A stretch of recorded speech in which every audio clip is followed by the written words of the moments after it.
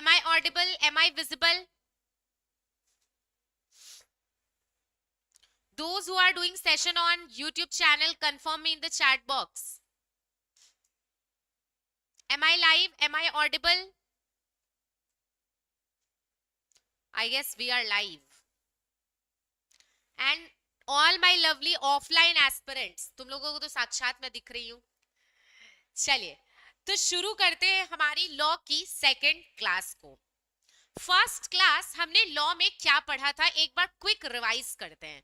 देखो, लॉ की जो फर्स्ट 3 क्लासेस है ना, ये सबसे ज्यादा इंपॉर्टेंट होती है, क्योंकि देखो बाद में मुझे पता है फॉर श्योर तुमको लॉ बहुत इंटरेस्टिंग लगेगा, तुमको मजा भी आएगा, तो बाद के कॉन्सेप्ट तुम्हारे बहुत फटाफट फटाफट क्लियर होने लगेंगे, सेक्शन चलने लगेंगे. समझ रहे हो? 4 पढ़ा, 5 पढ़ा, 6 पढ़ा, देख रहे हो आप स्क्रीन पे, देख पा रहे हो सेक्शंस का पूरा एक सीक्वेंस बना हुआ है, दिख रहा है, फिर फॉर्म्स का सीक्वेंस बना हुआ है. तो ये सब तो तुमको अल्टीमेट तरीके से याद करा दूंगी मैं. ये सिर्फ एक चैप्टर का सेक्शंस है 22 तक, सेक्शन 3 से लेके 22 पूरा तुम्हारा एक चैप्टर है. समझ आ रहा है? जो बेसिकली बहुत इंपॉर्टेंट भी है. लेकिन अभी का 3 क्लास तुम्हारा बेस तैयार करेगा लॉ का. समझ आ रहा है? तो लास्ट क्लास यानी कि फर्स्ट क्लास ऑफ लॉ में हमने क्या किया था, हमने ये समझा था व्हाट इज लॉ. हमने क्या समझा था? What is law. जैसे एक घर के लिए एक फादर कुछ रूल्स रेगुलेशन बनाते, मैं वो भी लॉ है. किसी किसी को लगता है कि लॉ का मतलब सिर्फ एक्ट होता है, तुमको ये नहीं लगना चाहिए. याद है ना, एक्ट भी लॉ के अंदर है. लॉ एक बहुत बड़ी किताब है, उसके अंदर एक्ट भी आता है, उसके अंदर ऑर्डिनेंस भी आता है, उसके अंदर रूल्स भी आता है, और उसके अंदर रेगुलेशंस भी आता है. ये सब लॉ के अंदर ही है. लॉ एक बहुत बड़ी किताब है. और भी चीजें आती है जो मैं आपको धीरे धीरे बताऊंगी. फिर मैंने आपको बताया था लॉ का एक फॉर्मल डेफिनेशन, याद है? Law is a set of obligation and duties imposed by government for fairness and justice to the society. Clear है? 3 टुकड़ों में इसके डेफिनेशन को तोड़ दिया था मैंने. Law is a set of obligation and duties. जोर से बोलो, मुझे थोड़ा कान में सुनने में प्रॉब्लम है. दूसरा, imposed by government. तीसरा, yes, for the fairness and justice to the society. समझ में आ रहा है? पक्का? चलो, उसके बाद हमने किया था हाउ लॉ इज मेड. पहले दिमाग में क्या आया? बत्ती जली, आइडिया आया, उसको रिटन फॉर्म में लिख दिए, then it is known as draft, then it is presented into पी से parliament, then it becomes bill. एक झापड़ मारूंगी, then it becomes bill. Bill is then passed by Lok Sabha, then by Rajya Sabha, then president gives their assent, his or her ascent. अभी जैसे हर बोलेंगे, द्रौपदी जी अभी हमारी president. Then it becomes act. बहुत अच्छा. और फिर ये एक्ट हमारे ऑफिशियल गैजेटे में आ जाता है. ऑफिशियल गैजेटे का हिंदी होता है भारत का राजपत्र. मैं तुमको दिखाऊंगी भारत का राजपत्र क्या होता है. समझ आ रहा है? अब मेरा एक सवाल है तुमसे. मानो ट्यूशन इंडस्ट्री को लेके, कोचिंग इंडस्ट्री को लेके मानो अभी कोई लॉ नहीं है. समझ आ रहा है? तुम लोगों के दिमाग में आया कि मैम इसको लेकर एक लॉ होना चाहिए, तुम भी सेम प्रोसेस फॉलो करोगे. पहले ये ड्राफ्ट लिखोगे रिटर्न में, फिर जो मिनिस्ट्री वगैरह वो लोग क्या करेगी, इसको पार्लियामेंट में प्रेजेंट करेगी, फिर उसको लोकसभा पास करेगा, फिर राज्यसभा पास करेगा. हो सकता है तुम बूढ़े हो जाओ, क्योंकि इंडिया है, बहुत टाइम लगता है. फिर प्रेसिडेंट उस पर ठप्पा लगाएगा, और तुम देखोगे अपने बुढ़ापे में न्यूज़पेपर पढ़ रहे हो, रेडियो सुन रहे हो कि चलो यार एक्ट आ गया. जो मैंने अपनी जवानी में बोला था कि ट्यूशन इंडस्ट्री को लेकर एक लॉ होना चाहिए, वो आ गया. तुम सोचो जितने भी एक्ट तुम पढ़ते हो ना, सब ऐसे ही आए हैं. एलएलपी एक्ट 2008 बोल लो, कंपनीज एक्ट 2013 बोल लो, सब एक्ट इसी तरीके से पार्लियामेंट में बने हैं. फिर मैंने आपको क्या बताया था? फिर मैंने आपको बताया था देश में 3 टाइप की बॉडीज है. एक लॉ बनाती है, एक लॉ इंप्लीमेंट करती है, और एक लॉ को इंटरप्रेट करती है. समझ आ रहा है? देखो, तुमको एक्ट वगैरह सब समझ में आने लगेगा. कंपनीज एक्ट है, एलएलपी है, फेमा है, जनरल क्लॉज एक्ट है, ये सब एक्ट पढ़ेंगे हम लोग. लेकिन पहले ये तो समझो कि ये सब आया कैसे दुनिया में. समझ आ रहा है? हमारे देश में 3 तरीके की बॉडी है, लेजिस्लेटिव, एग्जीक्यूटिव, जुडिशियरी. एक लॉ बनाती है, एक लॉ को इंप्लीमेंट करती है, और एक इंटरप्रेट करती है. समझ आया? मानो मैं लॉ बना दी, मेरा काम खत्म, मैं घोड़ा बेच के सो जाऊंगी। लॉ बनाने वाली बॉडी कौन है? प्राइमरली दो बॉडी है, प्राइमरली दो बॉडी है, पार्लियामेंट और स्टेट के लिए स्टेट लेजिस्लेचर, स्टेट के लिए स्टेट लेजिस्लेचर। समझ में आ रहा है? तो ये दोनों लॉ मेकिंग बॉडी है, बट ये लोग का लॉ इंप्लीमेंट करने का, झगड़ा सुलझाने का, कंफ्लिक्ट सुलझाने का, डिसीजन देने का कोई पावर नहीं है। तुम सोचो, तीन बॉडी ऑपरेट कर रही है हमारे देश में। अभी जो नेपाल में केस हुआ, आप लोग सुने थे ना, जो वहां के जेंजी लोग हैं वो लोग प्रोटेस्ट कर दिए थे, तो क्या हुआ था, लोग आग लगा दिए जगह जगह, है ना, पूरा तबाही मचा दिए, क्योंकि उसमें बहुत ऐसे लोग भी अपना हाथ धोए, फायदा उठाए, जो जेंजी नहीं थे, जो उस प्रोटेस्ट का हिस्सा भी नहीं थे, बट रोड पे तो यू कैन नॉट आइडेंटिफाई। क्या हुआ पता है, न्यूज क्या आया अगले दिन, कि वहां का तीनों इंपॉर्टेंट विंग जल गया, उनकी तीनों इंपॉर्टेंट विंग की बिल्डिंग जल गई। तीनों इंपॉर्टेंट विंग कौन हुआ? लॉ बनाने वाला, लॉ इंप्लीमेंट करने वाला और जुडिशियरी इंटरप्रेट करने वाला। कोर्ट जल गया, पार्लियामेंट जला दिया वो लोग। समझ आ रहा है? तीनों बॉडी जो इंपॉर्टेंट होती है, तुम सोचो, तुम इमेजिन कर सकते हो इंडिया के लिए ये चीज? कभी भी ना हो, भगवान करे, पार्लियामेंट चला जाए। समझ आ रहा है? जितनी मिनिस्ट्रीज है, सब मिनिस्ट्री का अपना ऑफिस वगैरह, पुलिस स्टेशन वगैरह सब खत्म हो जाए और सारे कोर्ट खत्म हो जाए। तुम सोचो, तीन इंपॉर्टेंट पिलर हमारे देश का अगर नहीं रहेगा, क्या हालत होगा देश का? वही हालत होगा जो अभी नेपाल में हुआ। समझ आ रहा है? तो ये तीन इंपॉर्टेंट विंग है। तो लेजिस्लेटिव का मतलब है parliament and state legislature. Clear है? क्लियर है, ठीक है। अच्छा, एक चीज और, प्राइमरली ये दोनों है, लेकिन ऐसे अगर देखा जाए तो म्यूनिसिपल भी लॉ बनाती है। तुम लोग को मैं कल बताई थी कि लॉ के अंदर रूल्स भी आता है ना, तो ये म्यूनिसिपल वगैरह अपने लोकल एरिया के लिए, लोकल रीजन के लिए रूल्स वगैरह बनाती है। क्या वो लॉ है? बिल्कुल है मैम। छोटे बच्चे हैं, बड़ा बेटा एक्ट है, बड़ा बेटा कौन है? एक्ट है। समझ में आ रहा है? लेकिन रूल्स भी बिल्कुल लॉ है। इमरजेंसी में लॉ बना तो ऑर्डिनेंस है। समझ में आ रहा है? Okay, next is executive body. तुम जितना मिनिस्ट्री पढ़ते हो, बचपन में तुमको याद कराया जाता होगा, बोलो तो, मिनिस्ट्री ऑफ फाइनेंस कौन है? मिनिस्ट्री ऑफ कॉर्पोरेट अफेयर्स कौन है? मिनिस्ट्री ऑफ होम अफेयर्स कौन है? बताइए खुशी, मिनिस्ट्री ऑफ होम अफेयर्स कौन है? आप किसके पास है? कौन है home minister? Amit Shah. Ministry of finance, वो तो पता ही होगा, इंस्टाग्राम पे दिन भर रील देखते हो, मीम्स देखते हो, है ना। अच्छा, एक मिनिस्ट्री ऑफ रेलवे कौन है? वाह, तुम दोनों दीदी लोग, क्या पढ़ना पड़ेगा, ये सब पता होना चाहिए। लॉ में नहीं है तो क्या, नॉलेज होनी चाहिए। Ministry of road highway, Nitin Gadkari. बहुत अच्छे मिनिस्टर्स हैं ये लोग। सारा मिनिस्ट्री नहीं भी याद रहे, कुछ याद होना चाहिए, जैसे ministry of finance, ministry of home affairs, है ना, मिनिस्ट्री ऑफ कॉर्पोरेट अफेयर्स। कौन है मिनिस्ट्री ऑफ कॉर्पोरेट अफेयर्स? तुमको पता होना चाहिए, क्योंकि कंपनीज एक्ट को वही एडमिनिस्टर करती है मिनिस्ट्री। एमसीए सुने हो? Ministry of corporate affairs, Nirmala ji है उसकी भी मिनिस्टर। समझ आ रहा है? और मिनिस्ट्री ऑफ रेलवे, ये सब पता होना चाहिए, ठीक है। आज का ये होमवर्क है, घर से थोड़ा मिनिस्ट्री याद करके आना, नेक्स्ट क्लास पूछूंगी। तो ये जितनी भी मिनिस्ट्रीज है, पुलिस स्टेशन वगैरह, ये सब क्या है? एग्जीक्यूटिव। ये क्या कर रहे हैं? लॉ बना भी नहीं रहे और लॉ में डिसीजन भी नहीं दे रहे हैं, तुमको डंडा मार के संभाल के रख रहे हैं। पुलिस क्या करता है? डंडा ही तो मारता है। बेसिकली इनका काम है एडमिनिस्टर करना। तुम लॉ को फॉलो कर रहे हो या नहीं कर रहे हो, ये देखना, और अगर नहीं कर रहे हो तो ये बात पहुंचेगी जुडिशियरी के पास। किसके पास पहुंचेगी? जुडिशियरी के पास। जुडिशियरी कौन है मैम? इंडिया का कोर्ट, जितने भी कोर्ट है, सबसे ऊपर सुप्रीम कोर्ट है, फिर हाई कोर्ट है। डिस्ट्रिक्ट लेवल पे दो कोर्ट होते हैं, सिविल और क्रिमिनल। मानो तुम लोग दोनों आपस में घींचातानी कर ली, बहुत लड़ाई हो गया, ये मैटर कहाँ जाएगा? सिविल में। लेकिन मर्डर ही कर दिए एक दूसरे का, तो क्या होगा?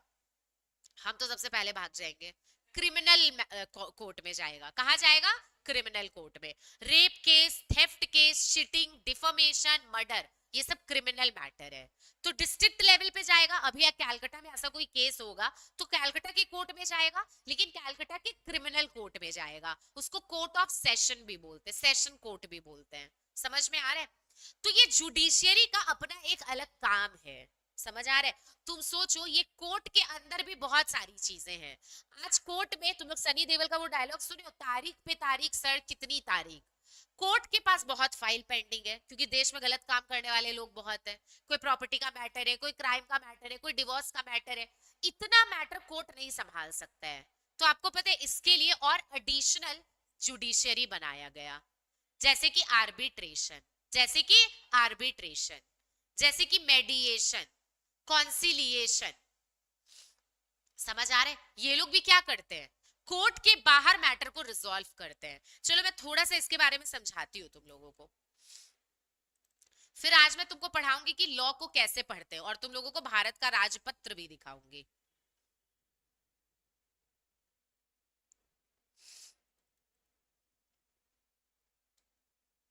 पहले मैं तुम लोगों को सिखाई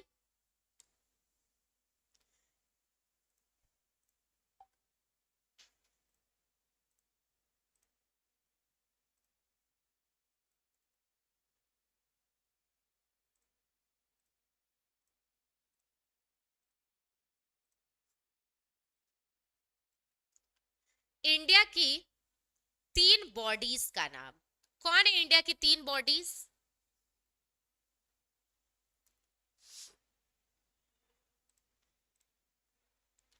लेजिस्लेटिव,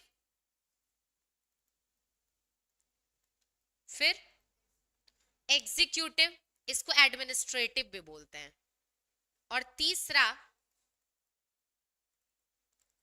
जुडिशियरी। तीसरा जुडिशियरी। ठीक है, तुम ही लोग बताना लेजिस्लेटिव में मेनली 2 कौन आया?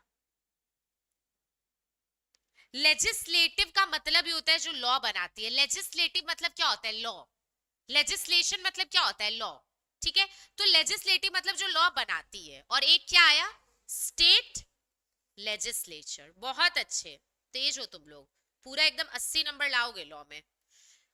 मैं मजाक नहीं कर रही हूँ, क्लास में मैं मजाक नहीं करती। एग्जीक्यूटिव में कौन आएगा बताओ, आप लोग बताइए, ऑफलाइन वाले बच्चे लोग। एग्जीक्यूटिव में आएगा सारा मिनिस्ट्रीज। कौन आएगा? सारा मिनिस्ट्रीज, जैसे कि railway ministry, finance ministry, home affairs ministry, ministry of corporate affairs, ये सब। तुमको हम एक एग्जांपल देते हैं, ठीक है, बहुत इंटरेस्टिंग चीज है। यहां एक्ट बना कंपनीज एक्ट 2013। क्या बना यहाँ पे? Companies act 2013। ये एक्ट बना दिया और तुम्हारे सिलेबस को बढ़ा दिया। तुम्हारा पूरा एक जो हिस्सा है लॉ का वो कंपनीज एक्ट है। तो तुम्हारा लॉ क्या बन गया? कंपनीज एक्ट, ये बना दिया। अब इस लॉ को कंपनीज फॉलो कर रही है या नहीं कर रही है, ये कौन देखेगा? एग्जीक्यूटिव। एग्जीक्यूटिव में कौन आता है मैम? आप ही बोले मिनिस्ट्रीज आता है, एकदम मैं ही बोली। मिनिस्ट्री ऑफ, बहुत अच्छे, कॉर्पोरेट अफेयर्स, जिसको हम लोग प्यार से एमसीए बोलते हैं, वो ये देखेगी कि सारी कंपनीज एक्ट को फॉलो कर रही है या नहीं कर रही है। अब कंपनीज एक्ट में बहुत सारा प्रोविजन है, बहुत सारा रूल्स है, बहुत सारा सेक्शंस है, सब सेक्शंस है। आज मैं बताऊंगी section, sub section, clause, sub clause, सब बताऊंगी। तो ये फॉलो हो रहा है या नहीं हो रहा है ये देखेगा, एमसीए देखेगा। तुमको एकदम प्रैक्टिकल एग्जांपल दे रहे हैं। अच्छा, एक लॉ है डीटी में, इनकम टैक्स एक्ट। क्या है? Income tax act, direct tax है ये, पता है तुम लोग को। ये लॉ कहां बना? पार्लियामेंट में। अब ये इनकम टैक्स एक्ट हम फॉलो कर रहे हैं या नहीं कर रहे, इसका कोई देखभाल करने वाला होगा, कौन है? Ministry of. अब तुमको क्लियर हुआ? तो लॉ बना दिया पार्लियामेंट, और जितनी मिनिस्ट्री है, तो आज के बाद तुमको ये क्लियर होगा, जो हम लोग कैबिनेट बोलते हैं, वो कैबिनेट का यही काम है। अच्छा, ये लॉ बने हैं कंट्री लेवल पे, पूरा कंट्री लेवल पे पूरा देश कंपनीज एक्ट फॉलो करता है, पूरा देश इनकम टैक्स एक्ट फॉलो करता है। इसलिए ये जो मिनिस्ट्रीज है, ये सेंट्रल की मिनिस्ट्रीज को एडमिनिस्टर करती है। बट मानो कोई लॉ है जो वेस्ट बंगाल में बना है, उसको एडमिनिस्टर कौन करेगा? निर्मला जी इतनी वैली नहीं है, पढ़ी लिखी एडुकेटेड बहुत काम है उसके पास, कि सिर्फ एक स्टेट का संभाले काम नहीं कर सकती वो। तो स्टेट लेवल पे भी मिनिस्ट्रीज होती है, वो उसको संभालेगा। मिनिस्ट्रीज होती है, नॉट गवर्नर। मिनिस्ट्रीज होती है। ये लोग प्रेसिडेंट है क्या? देश के लिए जो प्रेसिडेंट है, स्टेट के लिए वही गवर्नर है। यहाँ मिनिस्ट्री का बात हो रहा है। तो जो स्टेट लेवल की मिनिस्ट्री होगी वो मेक श्योर करेगी कि स्टेट लेवल का एक्ट फॉलो हो रहा है या नहीं। समझ में आया? और अब अगर यहाँ पे कोई भी झमेला हुआ तो ये कहां पहुंचेगा? कोर्ट। कोर्ट मतलब जुडिशियरी। कोर्ट मतलब जुडिशियरी। सबसे ऊपर सुप्रीम कोर्ट है, उसके नीचे हाई कोर्ट है, उसके नीचे डिस्ट्रिक्ट कोर्ट है। डिस्ट्रिक्ट कोर्ट में दो होता है, एक सिविल और एक क्रिमिनल। एक और चीज, सिविल कोर्ट और क्रिमिनल कोर्ट होते हैं, प्लस एक और कोर्ट होता है जिसका नाम है मेट्रोपॉलिटन कोर्ट। ये क्यों है? जो मेट्रोपॉलिटन सिटीज है, जहां का पॉपुलेशन 10 लाख या उससे ज्यादा है, वहां पे ये दोनों तो है ही, साथ में ये भी है। नया नया बात पता चल रहा है? क्यों है पता है? क्योंकि वही इतना बर्डन है इनके ऊपर। और जो मेट्रो सिटीज है, मतलब वहां का पॉपुलेशन बहुत ह्यूज है, बहुत ज्यादा है, लोग आराम से बच्चे कर रहे हैं, हम दो हमारे 8 कर रहे हैं। समझ आ रहा है? बेसिकली पॉपुलेशन बहुत ज्यादा है, तो वहां पे मेट्रोपॉलिटन कोर्ट भी होता है। मेट्रो सिटीज में होता है, जहां का पॉपुलेशन कितना है, 10 लाख या फिर उससे ज्यादा। समझ में आ रहा है? मजेदार है। तो बेसिकली ये तीनों विंग सोचो कितना वास्ट चीज है। और तुमको ये पढ़ना है, तुमको एकदम बेस पढ़ना है कि जो एक्ट बना है उस एक्ट के अंदर क्या क्या चीजें लिखी गई है। अगर देखो मैं तुमको ऐसे बोलूं ना तो तुमको ये लगेगा कि मैम उतना भी बड़ा सिलेबस नहीं है। अगर मैं सीए इंटर का बात करूं तो टिल सेक्शन 148 है, और 380 के सीरीज में भी एक चैप्टर है, बट मेनली तुम्हारा 148 तक सेक्शन है, जबकि 470 सेक्शन है कंपनीज एक्ट में, तो उतना कोई लेंदी नहीं है। हाँ, सीएमए इंटर वालों को ये तो पढ़ना ही है, प्लस में अदर सेक्शंस भी और है इनके, जैसे डायरेक्टर्स वगैरह 160 का पूरा सीरीज है, तो इनका भी और सिलेबस ह्यूज है। वैसे सीएमए इंटर का लॉ का सिलेबस ज्यादा बड़ा है as compare to CA inter, क्योंकि ये लोग को इंडस्ट्रियल लॉ पढ़ना है, तुम लोग को कॉन्ट्रैक्ट एक्ट, सोगा, नेगोशिएबल, बहुत कुछ पढ़ना है अलग से भी। समझ में आ रहा है? क्लियर है ना? तो ये बेसिकली हमारा 3 बॉडी का डिस्कशन था। अभी मैं तुमको ये समझा रही थी कि इंडिया में कोर्ट में ऑलरेडी केसेस क्या चल रहे हैं, बहुत पेंडिंग। कोर्ट का बर्डन बहुत ज्यादा है। तो अब लॉ को, सरकार को ऐसा लगा कि हमें कुछ और भी करना पड़ेगा। ये कोर्ट में तो मैटर, देखते हो बहुत लोग केस वेस नहीं करते इसलिए भी कि यार चप्पल घिस जाएगा, लेकिन जरूरत है तो करेंगे ही, अपना हक थोड़ी ना छोड़ देंगे। तो बहुत सारे केसेस कोर्ट में पेंडिंग चल रहे होते हैं। तो इसके लिए एक एडिशनल मैकेनिज्म लाया गया जिसका नाम है एडीआर। क्या नाम है? एडीआर। इसका फुल फॉर्म होता है ऑल्टरनेट डिस्प्यूट रिजोल्यूशन। अब देखो बहुत लोग कोर्ट नहीं भी जाना चाहते हैं, क्योंकि रेपुटेशन, बात पब्लिक में आती है, रेपुटेशन, टाइम बहुत लगता है, पैसा बहुत लगता है। समझ आ रहा है?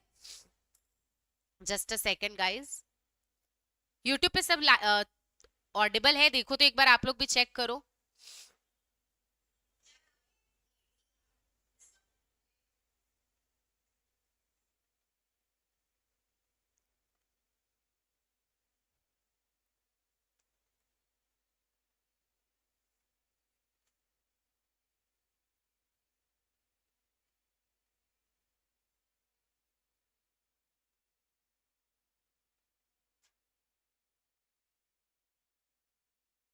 यस, तो बेसिकली ये ऑल्टरनेट डिस्प्यूट रिजोल्यूशन क्या होता है? अगर बात कोर्ट में नहीं बनी तो हम, सॉरी, अगर हमें कोर्ट नहीं जाना है, मैं तुमको एक सिंपल सा एग्जांपल देती हूँ। मानो मिस्टर राम और सीता बिजनेस करते थे आपस में, इनके बीच में झमेला हुआ। अब ये बोले हम कोर्ट नहीं जाएंगे क्योंकि बात पब्लिक में जाएगी, नाम उछलेगा, बहुत टाइम लगेगा और बहुत कॉस्टली भी है, पैसा बहुत खर्चा होता है। तो ये लोग बोले कि हम लोग ना कोई और मेथड में जाना चाहते हैं जहां पब्लिक में बात भी नहीं जाए, मैटर जल्दी रिजॉल्व भी हो जाए। तो ये लोग एडीआर के अंदर एक पहला चीज है जिसको बोलते हैं आर्बिट्रेशन। ये लोग यहां जा सकते हैं, कहा जा सकते हैं? आर्बिट्रेशन के लिए। तो तुमसे अगर कभी कोई पूछे कि हमें अगर कोर्ट नहीं जाना है बट फिर भी झमेले को, कन्फ्लिक्ट को सुलझाना है, हम लोग कहाँ जा सकते हैं, तो तुम उसको सजेस्ट करना आप लोग आर्बिट्रेशन में चल जाइए। बहुत लोग होते हैं, एक ही एरिया में दो बिजनेसमैन है, दोनों के बीच में कन्फ्लिक्ट चल रहा है, दोनों कहाँ जाके अपना मैटर सुलझवाते हैं? आर्बिट्रेशन में। आर्बिट्रेशन में एक आर्बिट्रेटर होता है जो पढ़ा लिखा आदमी होता है, समझ रहे हो? वो आर्बिट्रेटर तुम दोनों का पक्ष का बात सुनेगा और तुम्हारे बीच में चीजों को रिजॉल्व करने के लिए कोई एक डिसीजन दे देगा कि देखो तुम ऐसा करो, तुम ऐसा करो, बात को खत्म करो। तुमको कोर्ट नहीं जाना पड़ा, समझ रहे हो? तुम लोग को एक मूवी याद है, चलो मैं दिखाती हूँ। मूवी नहीं दिखाऊंगी, खुश मत होना। कंगना रनावत की मूवी देखे हो? नहीं? अच्छा, आप लोग मूवी नहीं देखते हो क्या, या मेरे सामने तुम लोग बन रहे हो स्मार्ट?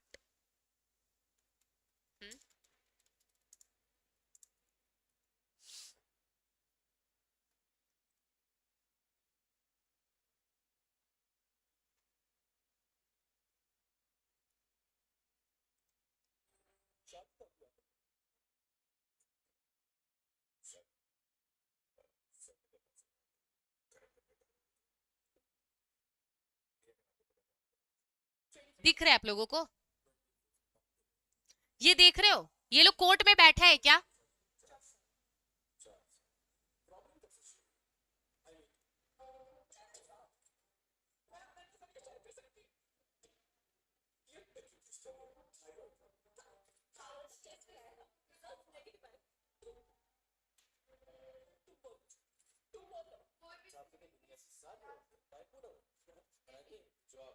अभी बताऊंगी।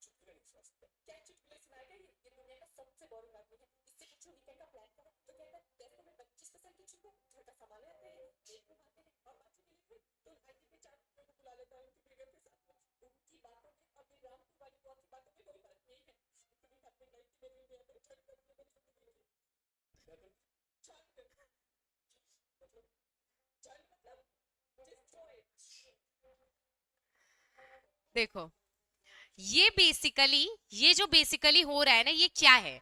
ये लोग कोर्ट में अपने मैटर को रिजॉल्व नहीं कर रहे हैं, कोर्ट नहीं गए, समझ रहे हो? ये लोग बेसिकली एक, देखो ये जो है, ये this is not arbitration, this is conciliation या फिर मेडिएशन। जैसे आर्बिट्रेशन है, वैसे ही तुम्हारे पास एक और ऑप्शन है मेडिएशन का, वैसे ही तुम्हारे पास एक और ऑप्शन है कॉन्सिलिएशन का, समझ रहे हो?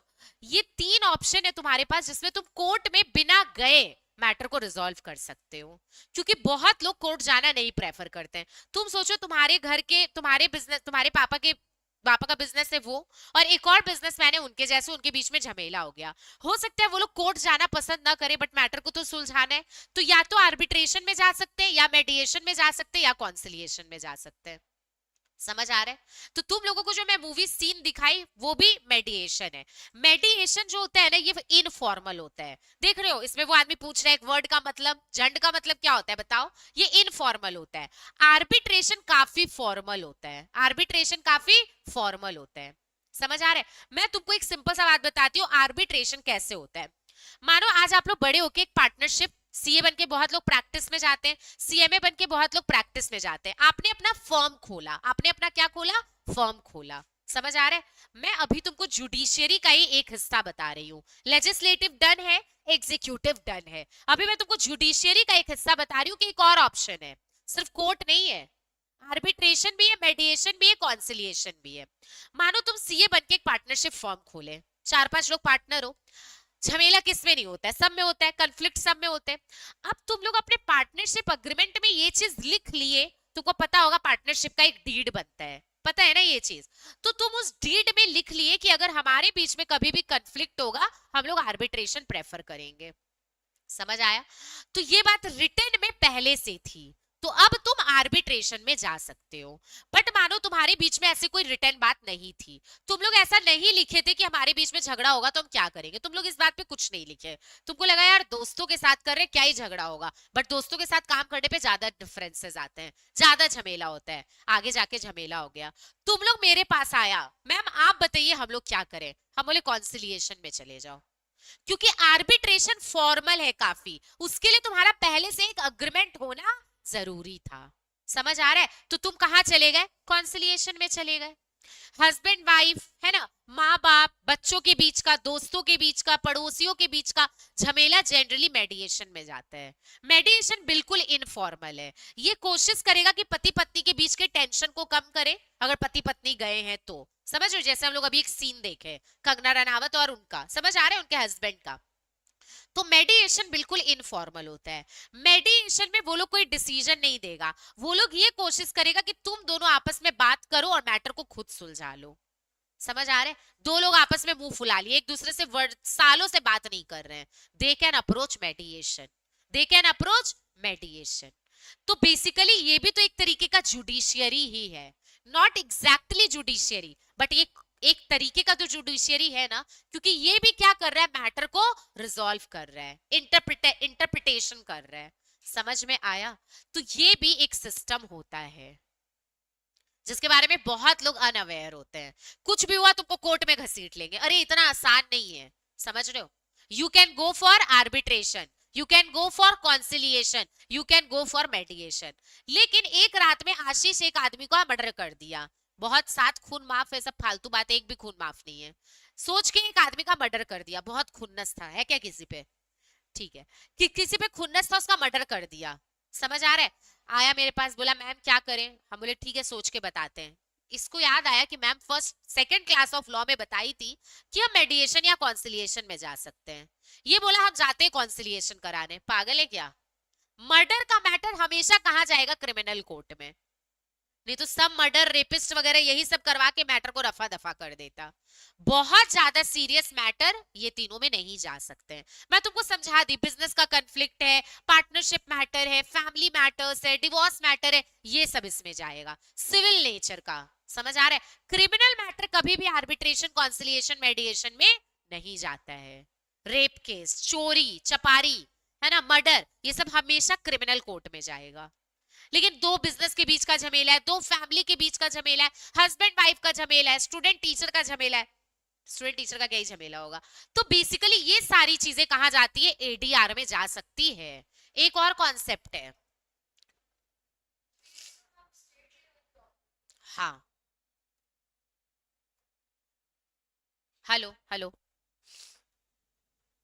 एक और है,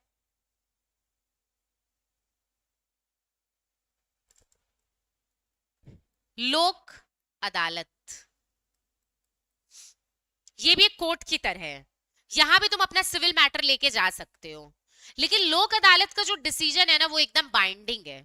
तुम इससे, जैसे कि हम लोग बोलते हैं ना कि चलो कैलकाटा कोर्ट में बात नहीं बना, हाई कोर्ट जाएंगे, बोलते हैं ना, हाई कोर्ट में बात नहीं बना, सुप्रीम कोर्ट का गेट ठक ठकाएंगे, बोलते हैं ना। लेकिन लोक अदालत का अगर कोई डिसीजन दिया है, वो तुमको मानना पड़ेगा, ये लिखा हुआ है लॉ में। तो एक लोक अदालत का भी कॉन्सेप्ट है। हम तुम लोगों को अभी नहीं, अभी तो हम लोग कंपनीज एक्ट में एंटर करेंगे, कुछ दिनों बाद मैं तुम लोगों को इसका एक इंपॉर्टेंट केस बताऊंगी, मेरे को याद दिलाना, जिसमें आर्बिट्रेशन, कॉन्सिलिएशन, मेडिएशन, लोक अदालत तुम लोग ब्यूटीफुल्ली समझ जाओगे। देखो लॉ को ना सिर्फ सिलेबस समझ के मत पढ़ो प्लीज, लॉ को ऐसे पढ़ो कि तुम्हारे रगों में लॉ बस जाना चाहिए, तुमको पता होना चाहिए। आज तुम सोचो, आज तुमको एक पर्सपेक्टिव मिला कि मैम अगर मेरे पापा का किसी और बिजनेसमैन से झगड़ा होगा, हम पापा को सजेस्ट कर पाएंगे कि पापा कोर्ट वगैरह का झमेला मत कीजिए, आर्बिट्रेशन में करते हैं बात को खत्म। समझ आ रहा है? कोर्ट में सालों साल लग जाते हैं, तुम भी मेरे पे केस करो, हम भी करेंगे, चलाते रहेंगे। समझ आ रहा है? इंडिया में 90% मर्डर केस 10-10, 15-15 साल तक चलता रहता है। आर्बिट्रेशन में मैटर स्पीडली रिजॉल्व हो जाते हैं। समझ आ रहा है? तो ये तुमको एक लॉ का पर्सपेक्टिव देना, देश में एक्चुअली क्या हो रहा है, ये मेरा पूरा ड्यूटी है, मैं ये तुमको पर्सपेक्टिव दूंगी। समझ आया? तो ये तुम बस एक जगह कहीं लिख लो, एडीआर में ये तीन चीजें होती है, आर्बिट्रेशन, मेडिएशन एंड कॉन्सिलिएशन, और एक ऑप्शन लोक अदालत का भी है।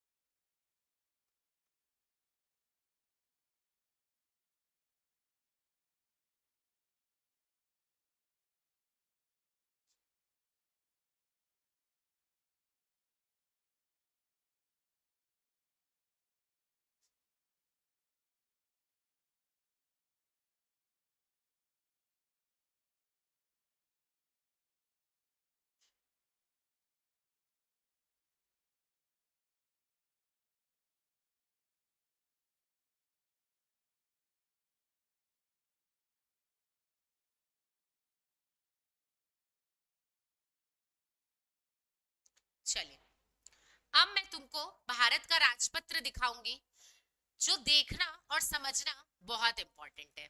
चलिए,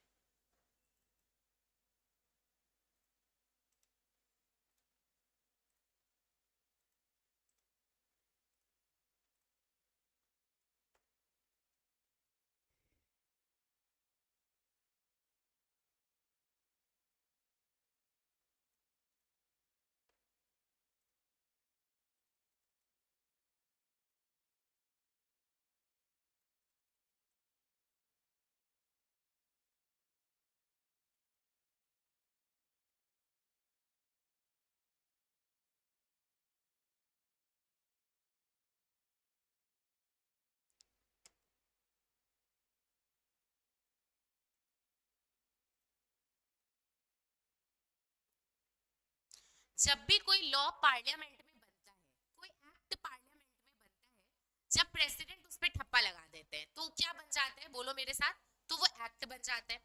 अब वो एक्ट यहाँ आ जाता है, भारत का राजपत्र, ऑफिशियल गैजेटे ऑफ इंडिया।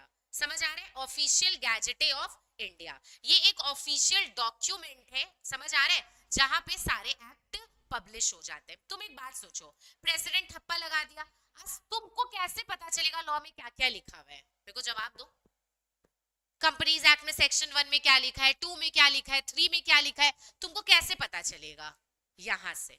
कहां से पता चलेगा? यहां से। तो तुम्हारा जो लॉ बनाया गया है, जो तुम ये देख पा रहे हो, ये जो पूरा तुम चैप्टर देख पा रहे हो, ये यहीं से लेके बनाया गया है। ये कहां से लेके बनाया गया है? यहीं से लेके बनाया गया है। समझ आ रहा है? इसको हम लोग क्या बोलते हैं? भारत का राजपत्र। क्या बोलते हैं? भारत का राजपत्र। तो पार्लियामेंट में लॉ बना, प्रेसिडेंट ठप्पा लगाया, वो एक्ट बना। अब ये एक्ट लोगों तक पहुंचे, सबको पता चले कि एक नया लॉ आ गया है, एक एक्ट आ गया है। तो ये एक्ट रिटन फॉर्म में आएगा। किससे, कैसे आएगा? रिटन फॉर्म में। तो तुम इसको कहां से पढ़ सकते हो? जो भी तुमको लॉ पढ़ा रहे हैं, जो भी लॉ समझा रहे हैं, जो लॉयर्स वगैरह, वो यहाँ से डाउनलोड करते हैं। वहां यहां से उनको पता चलता है कि चलो एक लॉ आ गया है, भारत का राजपत्र। देखो, नॉर्मल तुम गूगल से भी आप लोग कर सकते हो। तो देखो क्या लिखा है, this act of parliament received the assent of president on 29 August 2013। मैं पढ़ाई हूं ना कि कोई भी लॉ एक्ट कब बनता है? जब उसपे प्रेसिडेंट का ठप्पा लग जाए, सहमति आ जाए। कब आया कंपनीज एक्ट 2013 का सहमति? 29 अगस्त 2013। और फिर ये क्या हो गया? पब्लिश। तो जो एक्ट बन गया पार्लियामेंट के अंदर, सिंपल सा बात है, वो पब्लिश होके कहां आ जाता है? ऑफिशियल गैजेटे ऑफ इंडिया, ओजी में। कहां आ जाता है? ओजेड बोलते हैं, ओजी बोलती हूं मैं इसको शॉर्टकट में। समझ आ रहा है? एजी, ओजी, ओजी, है ना? कहां आ गया? है ना? सॉरी, जी तो होगा, ऑफिशियल गैजेटे ऑफ इंडिया, ओजी में आ जाता है। ठीक है, बोलो कोई समझने में प्रॉब्लम है ना? अब देखो ये क्या लिखा हुआ है, मेरे साथ साथ चलना प्लीज, आगे मत बढ़ना। ये क्या लिखा हुआ है? एक्ट का हेडिंग। हमें एक्ट को लिखना भी जानना चाहिए कि एक्ट को कैसे लिखते हैं। जैसे कई लोग कैसे लिख देते हैं पता है?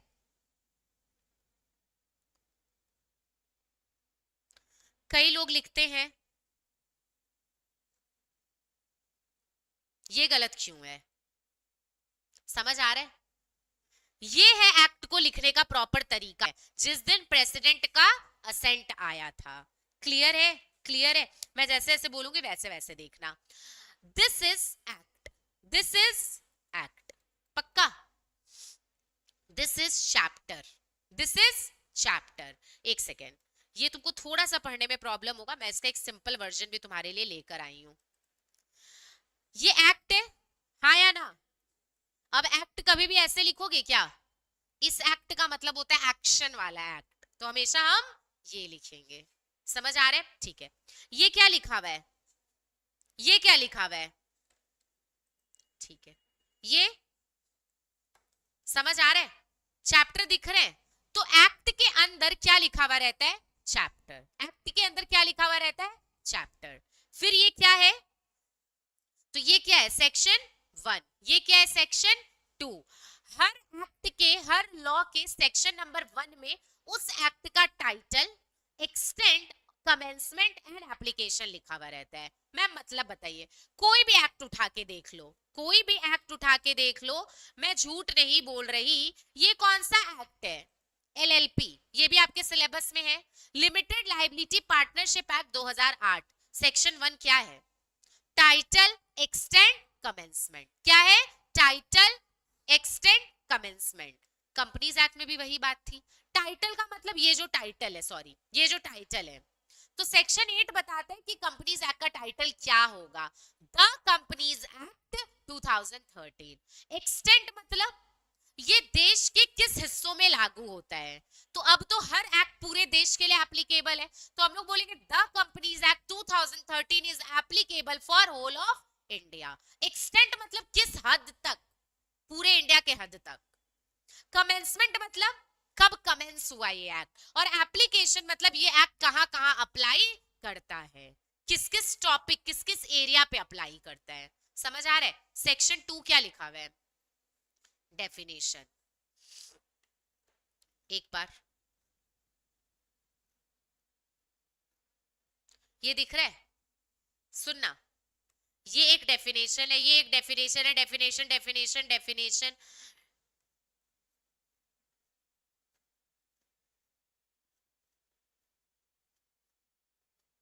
सर चक्कर आ रहे हैं क्या? थोड़ा तो आना चाहिए।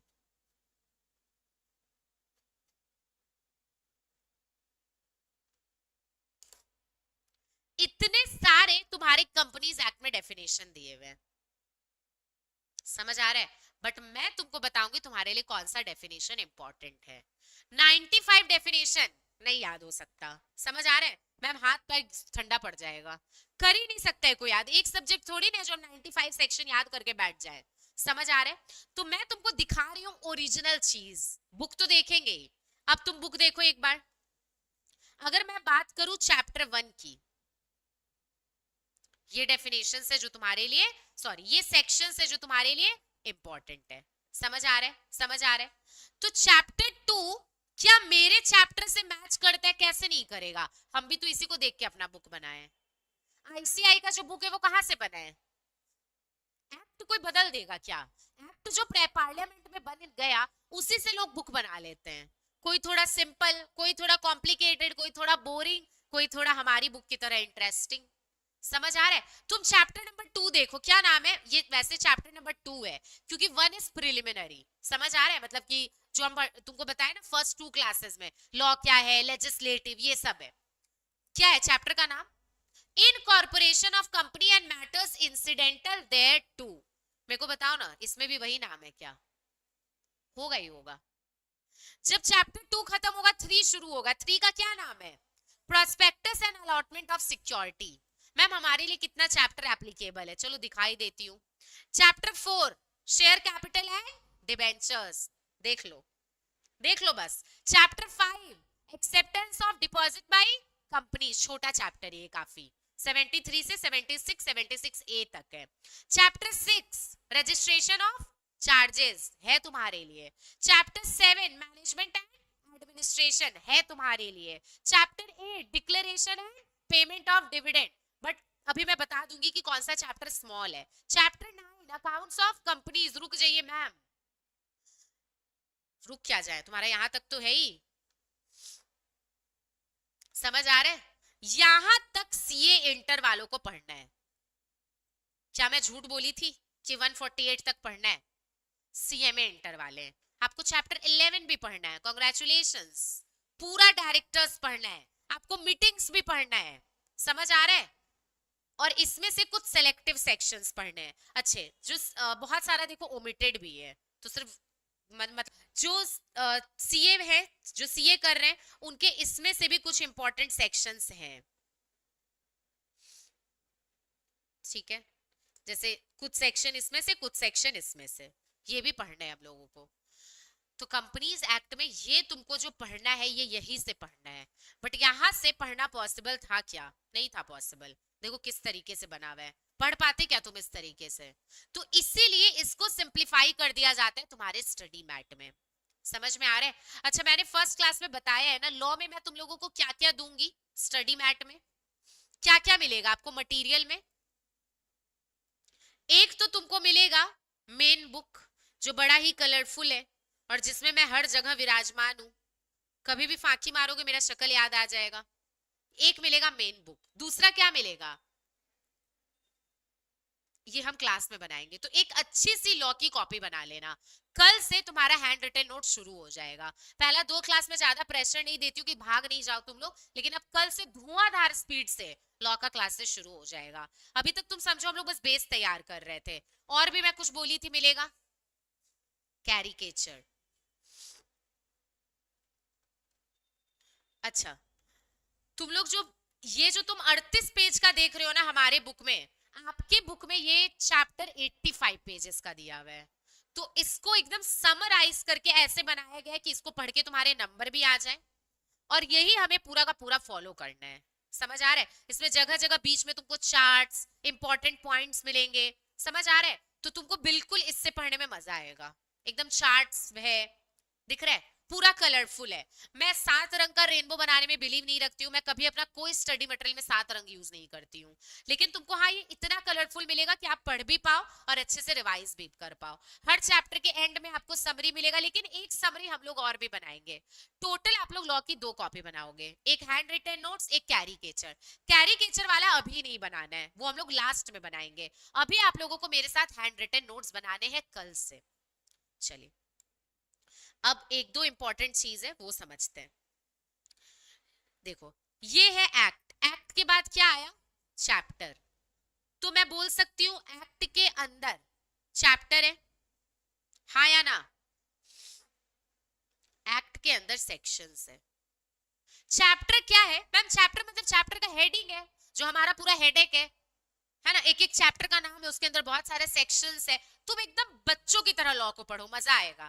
एक्ट है, एक्ट के अंदर चैप्टर है, 1 2 3 4 5 ऐसे चैप्टर्स है, और हमें बहुत सारे चैप्टर्स को पढ़ना है। समझ आ रहा है?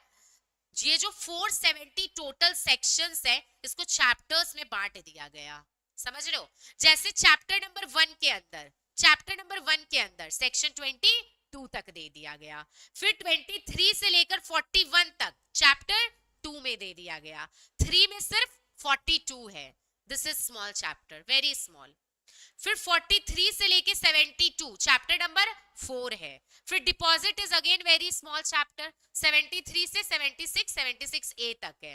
Chapter 6 is also very small chapter, 3 class का चैप्टर है, ये बहुत छोटे छोटे चैप्टर है। मैनेजमेंट एडमिनिस्ट्रेशन थोड़ा बड़ा है, फिर ये छोटा है, dividend very small chapter. 2 class में तुमको पढ़ा देंगे हम ये, और ये तुम्हारे ऑडिट में भी काम आएगा। फिर अकाउंट्स ऑफ कंपनीज है, this is again very small chapter. फिर ऑडिट एंड ऑडिटर्स है, ये भी स्मॉल है। और ये तो तुम्हारा क्या है, इसी को बोलते हैं बहुत लोग कंपनी ऑडिट, इसी को क्या बोलते हैं बहुत लोग, कंपनी ऑडिट। अभी हम सीए सीएमए इंटर के लिए सेशन ले रहे हैं, लॉ की खुराक, ऑडिट की खुराक। तो वो लोग को ये वाला हम सिर्फ 2 सेशन में पूरा करवाए हैं, यहाँ पूरा 139 से लेके 148 तक। समझ रहे हो? रिवीजन, ये सब रिवीजन होगा तुम लोग का भी जब एग्जाम पास आएगा। तो ये चैप्टर्स में बांट दिया गया सेक्शंस को। तो सबसे पहले क्या है, सबसे पहले मैम एक्ट है, फिर क्या है, चैप्टर है, बोलो, फिर क्या है, चैप्टर है। लॉ को पढ़ना आना चाहिए, समझ आ रहा है? अब ये क्या दिख रहा है, section, this is section, this is section.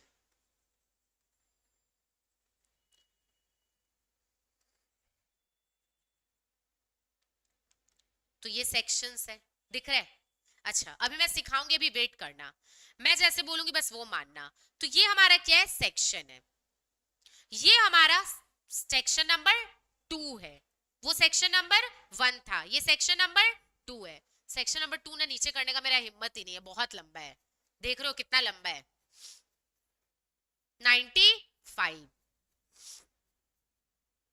फिर ये सेक्शन नंबर 3 है।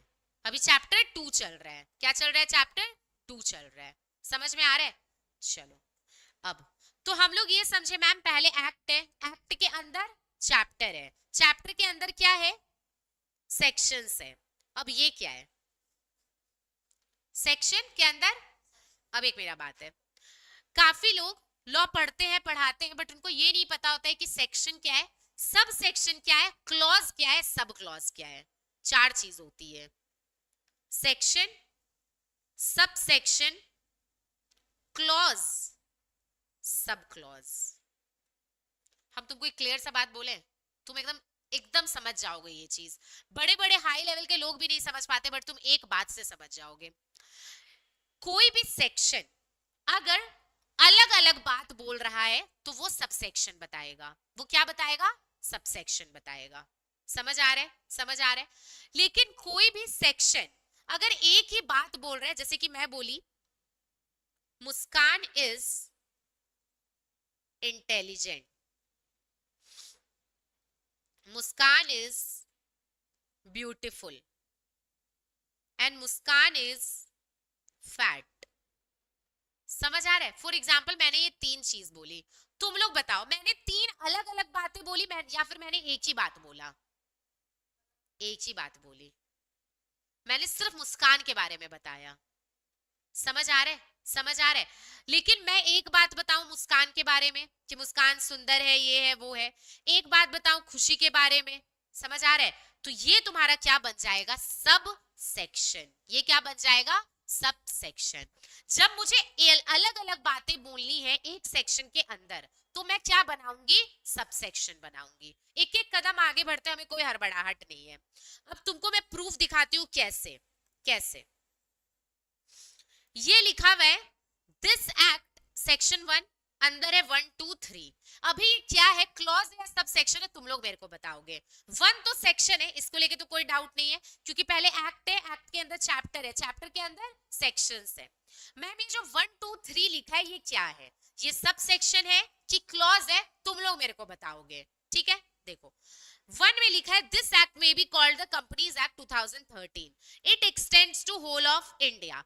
This section shall come into force at once and remaining provision of the act shall come into force on such date as central government by notification is OG appoint and different dates may be appointed। ठीक है, फिर ये क्या हुआ? फिर the provision of the act apply to लिखा हुआ है। ठीक है, मेरे को एक बात बताओ, तुमको 1 2 3 को पढ़ के क्या फील आया? सब सेक्शन है। क्या है ये? सब सेक्शन है।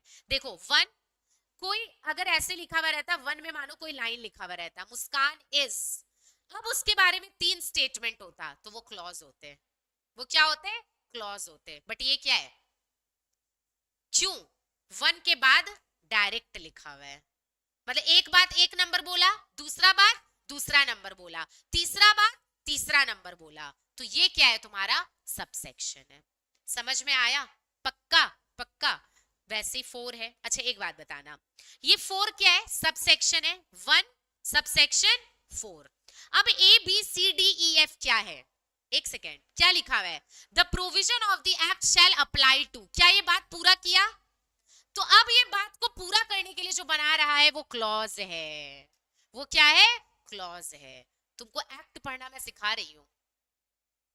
समझ आ रहा है? अरे चैप्टर तो मजेदार है, चैप्टर में तो कुछ है नहीं। सेक्शन 3 में ये है, 4 में ये है, 7 में फॉर्मेशन है, 9 में इनकॉर्पोरेट, यही सब पढ़ाऊंगी मैं तुम लोगों को। उसमें कोई टफ नहीं आएगा। तुमको ये तो पता होना चाहिए कि कहाँ सेक्शन है, कहाँ सब सेक्शन है और कहाँ क्लॉज है, और सब क्लॉज भी आएगा। सब क्लॉज कब आता? इसी के अंदर, इस लाइन के अंदर अगर यहाँ ऐसे कुछ और लिख दिया रहता तो वो क्या बनता? Sub clause. तो ये क्या है?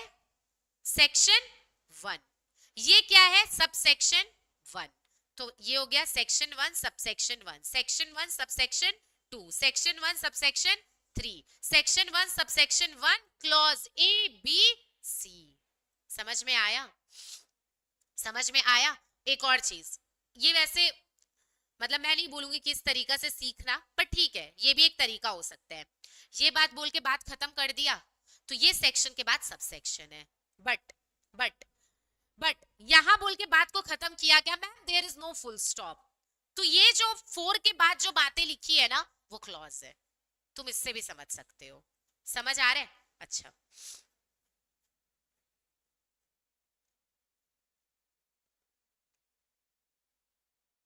तुमसे मैं पूछूंगी, तुम बताओगे ये क्या है? ये तो सेक्शन है। इसके बाद जो ये लाइन लिखा है और जो ये लिखा है ये क्या है? तुम लोग बता दो, मेरा दिल जीत लो। बता दो पक्का। खुशी, आप लोग सब बताइए प्लीज, सबका इसमें आना चाहिए आंसर। ये क्या है? क्या है? सेक्शन के बाद सब सेक्शन है या फिर सेक्शन के बाद क्लॉज है? एक चीज, सेक्शन के बाद सब सेक्शन भी आ सकता है, सेक्शन के बाद क्लॉज भी आ सकता है, सेक्शन के बाद सब सेक्शन, सब सेक्शन के बाद क्लॉज ऐसे भी आ सकता है, लेकिन पहले सेक्शन आता है। तो ये तो सेक्शन है, चलो ये तो क्या है, सेक्शन है। उसके बाद क्या है, लॉजिक क्यों। यस, बहुत अच्छा, सीख गए लॉ।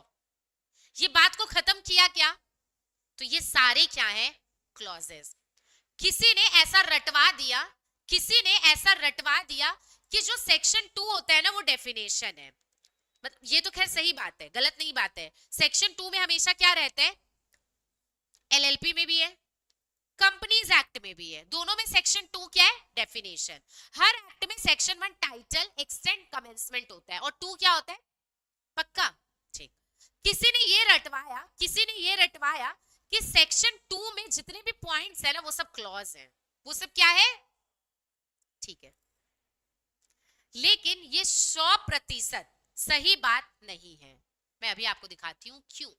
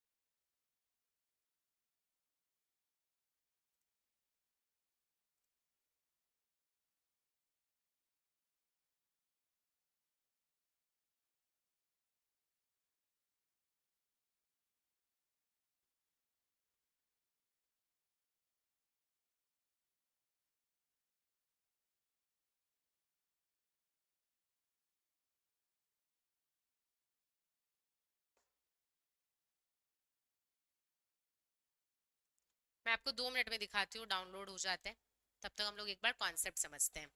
अभी तुम ये बताओ कि तुमको सेक्शन और सब सेक्शन को आइडेंटिफाई करना आया कि नहीं।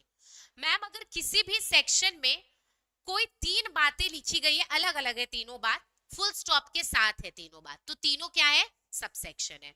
बट किसी सेक्शन के बाद एक लाइन लिखा है और वो फुल स्टॉप नहीं है, उसके अंदर की चीजें क्या है, क्लॉजेस है, उसके अंदर की चीजें क्या है, क्लॉजेस है। ये बात मैं तुमको दिखाऊंगी, एक बार पीडीएफ डाउनलोड हो जाए, कि अगर किसी सेक्शन 2 में डेफिनेशन में जरूरी नहीं है कि सेक्शन के बाद जस्ट बाद क्लॉज है। एक्चुअली इसका एलएलपी एक्ट एक एक्सेप्शन है, मैं तुमको दिखाऊंगी, पीडीएफ डाउनलोड हो जाएगा। तो वहां सेक्शन 2 में पहले सब सेक्शन दिया हुआ है और फिर क्लॉज दिया हुआ है, समझ आ रहा है, तो वह मैं तुमको थोड़ी देर में दिखाऊंगी। लेकिन हाँ, कंपनीज एक्ट में सेक्शन 2 के बाद एक लाइन लिखा है और लाइन को क्या फुल स्टॉप किया है, नहीं, तो उसके बाद जितनी भी बातें हैं वो क्या है, क्लॉज है, वो बातें क्या है, क्लॉज है। चलिए आगे देखते हैं, फिर हम लोग थोड़ा सा कंपनीज के बारे में भी पढ़ेंगे।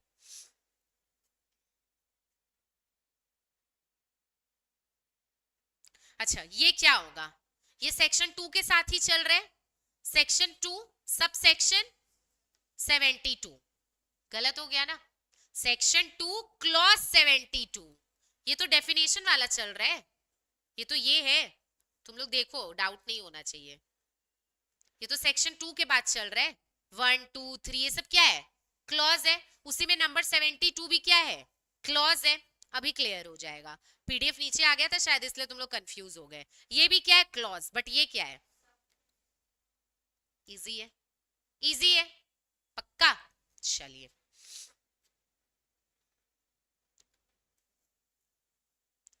एक बात यहां लिखा गया है, क्या है बताओ,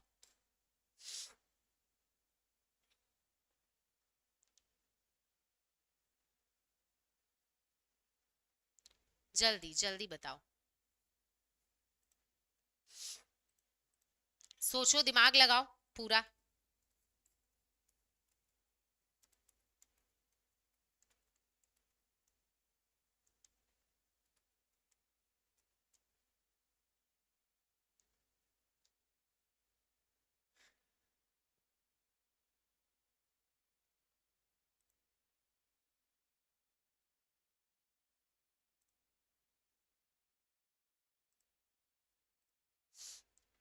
खुशी क्यों नहीं बता रही है?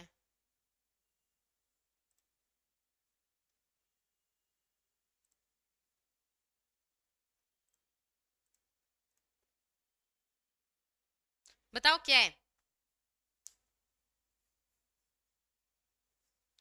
पहले देखो एक चीज, 3 है, 1 में लिखा है company may be form for any lawful purpose, फिर क्या लिखा है, अ कंपनी फॉर्म्ड अंडर, यहाँ तो लिख ही दिया है।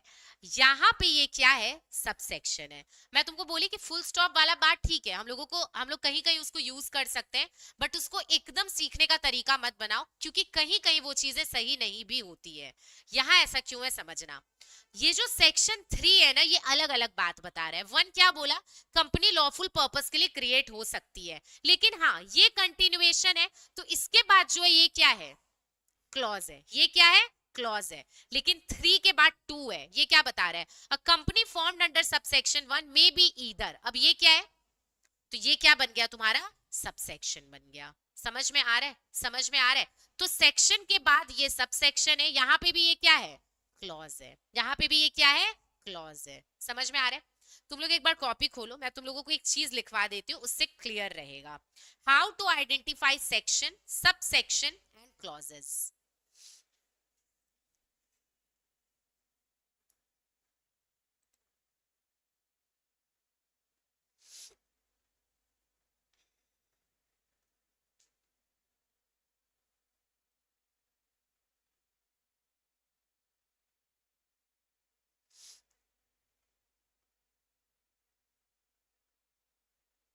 देखो,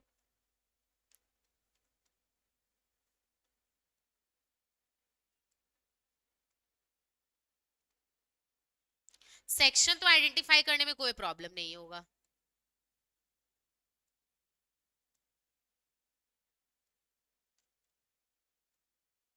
जैसे कि लिखा हुआ है पॉइंट नंबर 1 सेक्शन 1, ठीक है, इसके बाद एक लाइन लिख दिया, तो ये सेक्शन 1 क्यों है, ये एक अपना कंप्लीट क्या बोल दिया, एक बात, ओनली 1 बात, ये अपना एक बात बता दिया, तो ये क्या है, सेक्शन। इसके अंदर कुछ नहीं है। मेरा एक बात समझो, अभी ऐसा एग्जांपल आया नहीं, मैं आएगा तो दिखाऊंगी। मैं एक इमेजिनरी एग्जांपल ले रही हूँ, मानो ऐसे लिखा हुआ है और यहाँ पे 2 सेंटेंस लिखा हुआ है, तुम इसको क्या बोलोगे, सेक्शन। इसके अंदर कुछ नहीं लिखा है, इसके अंदर ऐसा ऐसा कुछ नहीं लिखा है। 55 लिख के 2 स्टेटमेंट लिख दिया या एक स्टेटमेंट लिख दिया, तो वो क्या है, सिंपली सेक्शन है। पक्का समझ गए सेक्शन। चलो, और वैसे तो मेरे साथ लॉ पढ़ते पढ़ते समझ भी जाओगे कि सेक्शन सबसेक्शन कहाँ कहाँ आ रहे हैं। 2 सेक्शन 1, अब इसके अंदर ये है, ये क्या है, सबसेक्शन है।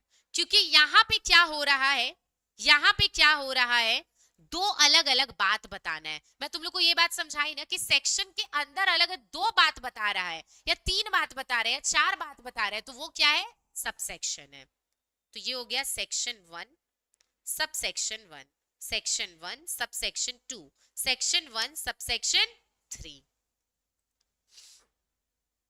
अब थर्ड, यहां लिखा सेक्शन 3, यहां लिखा 1, अब इसके अंदर लिखा ए बी सी। सुनना मेरा बात, अभी एकदम क्लियर हो जाएगा। ये वाला सबसे इंपॉर्टेंट है, तुम इसी से पूरा समझ जाओगे। यहां लिखा फिर 2, फिर कुछ यहां बात लिखा, यहां भी कुछ बात लिखा, ये तो सेक्शन है। ये सब सेक्शन क्यों है, क्योंकि मैम तुमको ये बात समझना पड़ेगा, क्योंकि मैम सेक्शन 3 में 2 बात बोला है, एक 1 में और एक 2 में, इसलिए 1 और 2 क्या है, सब सेक्शन है। यहां लिखे मैम हम लोग मुस्कान इज ब्यूटीफुल इंटेलिजेंट फैक्ट, तो ये मुस्कान से रिलेटेड 3 बात बोल रहे हैं मैम, अलग अलग बात थोड़ी ना बोल रहे हैं, एक ही से रिलेटेड 3 बात बोल रहे हैं, तो ये क्या हो गया, क्लॉज हो गया। समझ में आ रहा है। और 2 क्या बन गया, सब सेक्शन। तो 1 और 2 क्यों है सब सेक्शन? क्योंकि यहां पे पहले बोला मुस्कान के बारे में, अब जैसे मैं बोली आई लाइक मुस्कान, तो ये दूसरी बात हो गई। एक तो मैं मुस्कान के बारे में बताई, ये एक बात है, तो सेक्शन 1। मैं बोली मैं मुस्कान को पसंद करती हूँ, ये दूसरी बात हो गई, तो ये क्या हो गया तुम्हारा सब सेक्शन। समझ में आ रहा है? मैं तुमको 100% बता रही हूँ, ये बात तुमको कोई नहीं बताएगा, और ये जानना बहुत जरूरी था। यस यस, एक ही चीज को कंटिन्यू कर रहा है। मुस्कान इज कंप्लीट हुआ क्या? मुस्कान इज कोई स्टेटमेंट है क्या? इसके बाद अगर कंटिन्यूएशन में कोई भी, यहाँ तो ए बी सी लिखा है, मानो यहाँ पे ऐसे लिखा रहता, तो भी ये क्या बनते? क्लॉज बनते। तुमको बस इतना याद रखना है, दो चीज याद कर लो मेरे साथ फटाफट। अलग अलग बात अगर कोई सेक्शन बताए तो वो सब सेक्शन है, लेकिन एक ही बात को बताए और अलग अलग टुकड़ों में बताए तो वो टुकड़े क्लॉजेस है। ये याद हो गया पक्का? अब तुम पढ़ लोगे एक्ट को। समझ में आ रहा है? चलो आगे बढ़ते हैं, इसको लिखो फटाफट। अभी मैं एक एग्जांपल दे रही हूँ, ठीक है? आप लोग बताएंगे, जो ऑफलाइन एस्पिरेंट्स है वो बताएंगे। यहां लिखा है सेक्शन 4, देखती हूँ कितना दिमाग चलता है। Muskan is intelligent, beautiful, fat.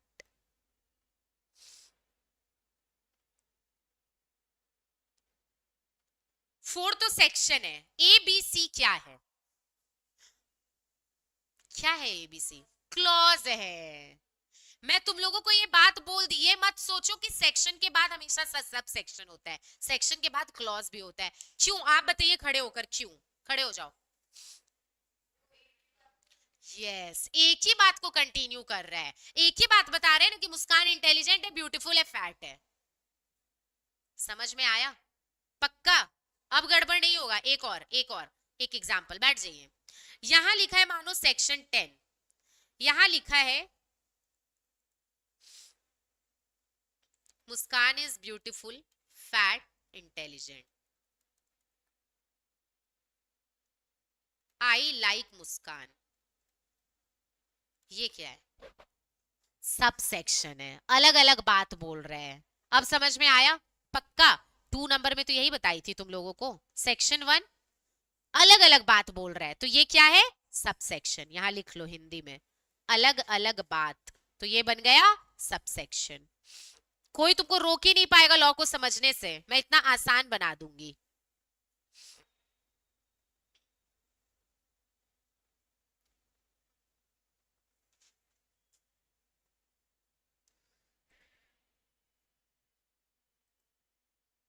अच्छा, ये क्या था? सेक्शन 3 सब सेक्शन 1 का clause A, clause B, clause C, फिर सेक्शन 3 सब सेक्शन 2।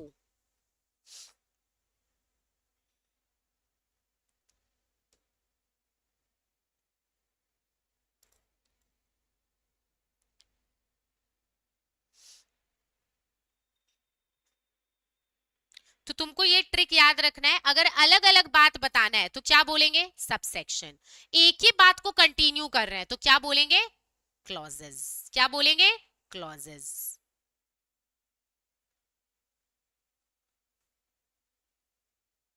सबको याद हो गया? समझ में आ गया? पक्का? तो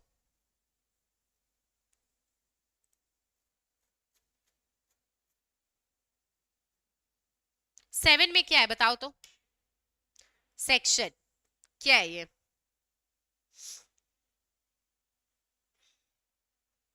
ये पढ़ो। There shall be filled with registrar within, ये सब ठीक है। The following document on information for registration namely, क्या है ये? 1 क्या है? Sub section. ए बी सी क्या है? क्यों? ये मैम एक बात बोला कि रजिस्ट्रार के पास हम लोग कुछ डॉक्यूमेंट सबमिट करेंगे, और अब डॉक्यूमेंट का नाम बता रहे हैं, तो सेक्शन, सब सेक्शन, क्लॉजेस। समझ आ रहा है? ये सारे क्या है मैम? डॉक्यूमेंट्स हैं। अब समझ में आया? धीरे धीरे तुम लोग को समझ में आ जाएगा, एकदम इजी हो जाएगा। ये बताओ क्या है? सेक्शन 10 दिख रहा है, 1 और 2 क्या है? क्लॉज है या सब सेक्शन? बहुत अच्छा मैम, अलग अलग बात दो बता रहे हैं। देखो हम पता है अभी तुम लोग क्यों नहीं आइडेंटिफाई कर पा रहे हो, तो क्योंकि तुमको ये नहीं पता कि ये क्या स्टेटमेंट है और इसका क्या। जब तुम पढ़ने लगोगे लॉ तुमको क्लियर हो जाएगा। मैम दोनों अलग अलग बात बता रहे हैं, तो ये क्या है, सबसेक्शन है। अब समझ में आ रहा है। आपको पता है ये बात बहुत लोगों को गलत पता रहती है। ये सेक्शन है, ये एक सब सेक्शन है, तो एक और सब सेक्शन है, ये बात अलग है, ये बात अलग है। इसलिए 1 और 2 क्या है, सब सेक्शन है, और उसके अंदर क्या है, ये क्लॉजेस है। बहुत अच्छा, समझ आ रहे हैं।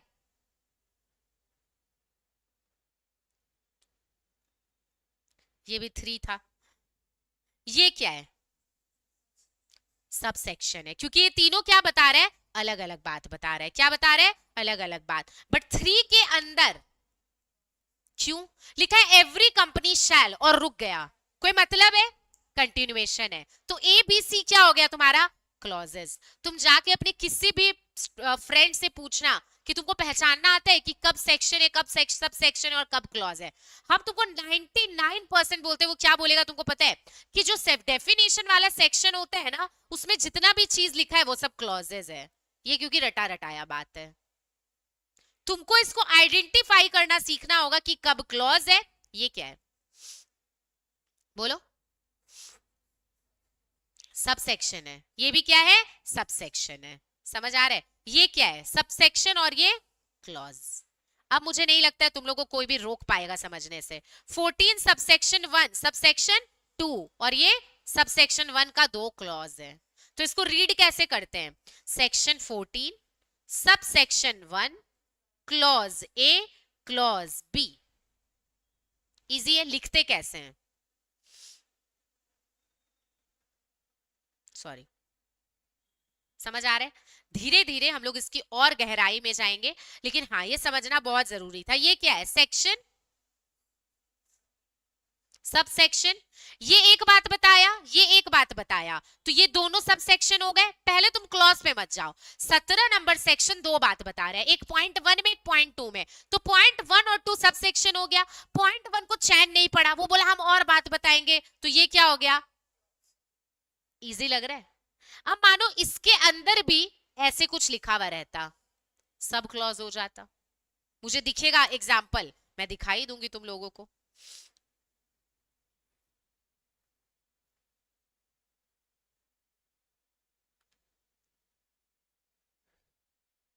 सेक्शन 23 सब सेक्शन 1, ये एक बात बताए। अच्छा तुम बोले कि मैम हम इसलिए थोड़ा कम पहचान पाएंगे अभी क्योंकि हम लॉ नहीं अभी पढ़े आपके साथ। ठीक है, इतने तो बुर्बक नहीं हो। 23 का पॉइंट हम पॉइंट बोलेंगे, तुम बताना क्या है।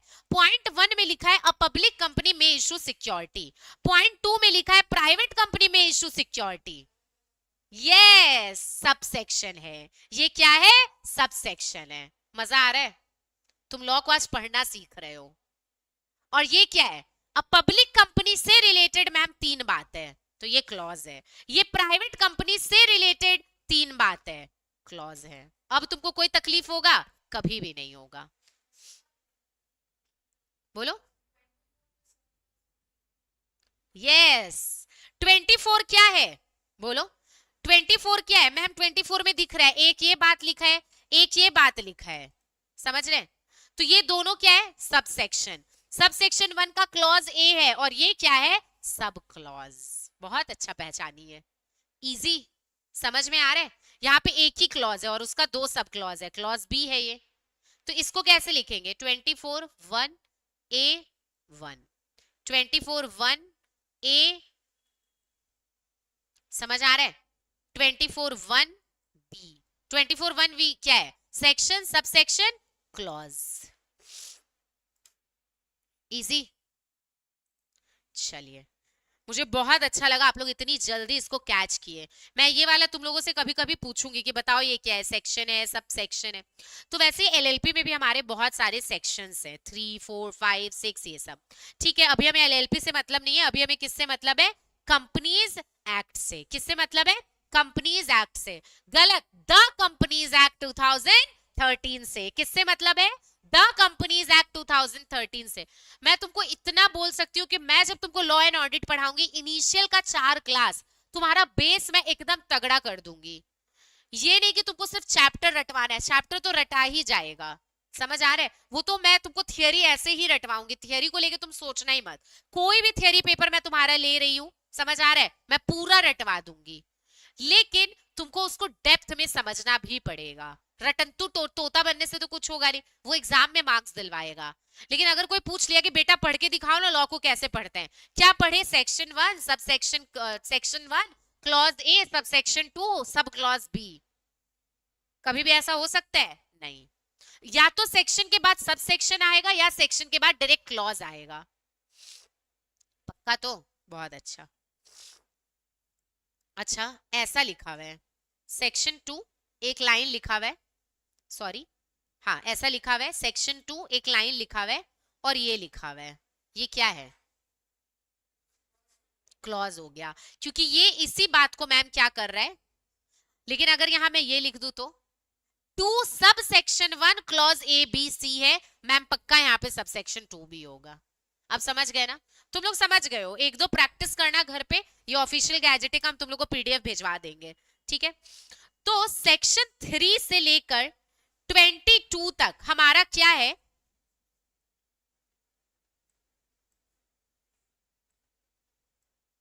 Incorporation of company and matters incidental thereto.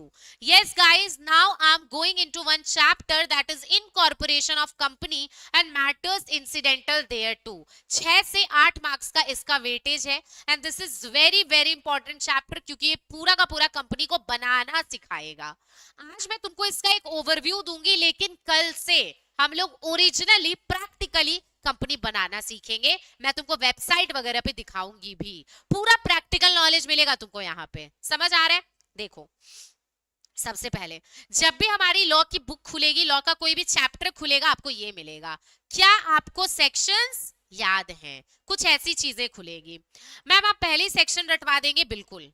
मेरे क्लास में आज के बाद कभी मत पूछना, वैसे तुम लोग आज भी नहीं पूछा, लेकिन पूछोगे, बाद में जरूर पूछोगे, मैम सेक्शन याद करना जरूरी है, मैम सेक्शन नहीं लिखेंगे तो नंबर नहीं मिलेगा क्या? हम बोल रहे सेक्शन याद करना पड़ेगा। देखो, बहुत बच्चा लॉ में फेल होता है, फाउंडेशन में भी बच्चे लॉ की वजह से पास नहीं हो रहे, इंटर में भी लॉ अटक रहा है, ऑडिट अटक रहा है, डीटी अटक रहा है, समझ लो, कुछ पेपर्स कॉमन हो गए जो अटक रहे हैं। मेरा एक सिंपल सा ऑब्जर्वेशन है, when you are in professional course तुमको सेक्शन याद करने पड़ेंगे। तुमको बहुत लोग बोलेगा उतना कोई फर्क नहीं पड़ता है, मैं बता रही हूँ अपने टीचिंग एक्सपीरियंस से फर्क पड़ता है।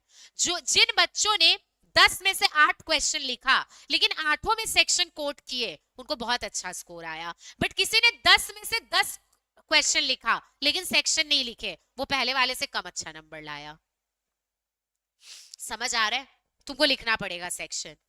मैं ये बोल सकती हूँ तुमको 100% याद नहीं हो पाएगा, ये पॉसिबल है, क्योंकि सिर्फ एक लॉ सब्जेक्ट नहीं है, लेकिन मैक्सिमम तुमको सेक्शन मेरे साथ याद हो जाएगा। एक बार पढ़े, एक बार हम बस सेक्शन का नाम करा रहे हैं। देखो अभी तक हम ये सब कुछ नहीं कराए, कंपनी क्या है, कंपनी का फीचर्स क्या है, मैं सब कराऊंगी। अभी मैं बेसिक एक चीज बता रही हूँ। जब हम ये चैप्टर में आएंगे, सेक्शन 3 में पढ़ेंगे फॉर्मेशन ऑफ कंपनी। हम तुमको अभी एक रैपिड रिकैप रिवीजन दे रहे हैं। मैं पढ़े है नहीं रैपिड रिकैप, तुम देखो इसका क्या फायदा होगा। जब मैं तुमको सेक्शन 3 पढ़ाऊंगी, तब मैं तुमको पढ़ाऊंगी कंपनी को फॉर्म कैसे करते हैं। कुछ नहीं पढ़ना है इसमें, इसमें ये पढ़ना है जब कंपनी बनाने बैठोगे ना, तुम्हारे पास मिनिमम कुछ लोग होने चाहिए।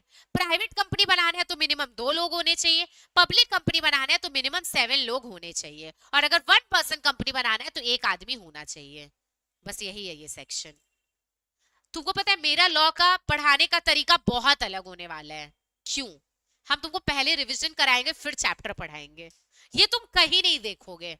सबसे पहले सब जगह पूरा डिटेल में बोरिंग करके बच्चा को लॉ पढ़ाया जाएगा, फिर रिवीजन होता है। हम लोग क्या करेंगे पहले, ये क्या है पता है, तुमको एक ओवरव्यू मिल जाएगा कि इस चैप्टर में करना क्या है। जब तुम सेक्शन 3 में जाओगे ना, तुम बोलोगे मैम रियली मजा आ गया। एक सेकेंड देखना, सेक्शन 3 बोलता है पब्लिक कंपनी बनाना है तो कितना लोग चाहिए, 7, प्राइवेट बोला तो मिनिमम 2, और 1 पर्सन है तो, यही सेक्शन 3 बोलता है। तो तुमको तो हम ये रिवीजन में पहले ही बता देंगे। तो सेक्शन 3 क्या बताएगा, कितने लोग चाहिए।